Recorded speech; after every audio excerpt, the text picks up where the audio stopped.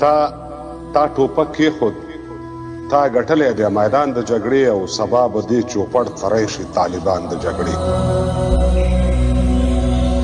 دوی به هم وبایلي سیاست ته د یارانو ارمان، تر شا به پرېږدي د لکونو شهیدانو ارمان.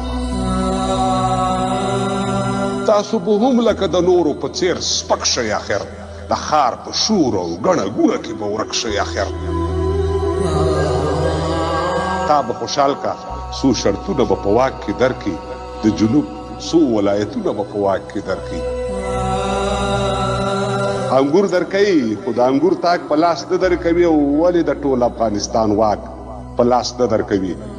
د وینې وینې تاریخ پړه به په اوږو یوسئ، پام د 40 کالو جګړه به په اوږو یوسئ.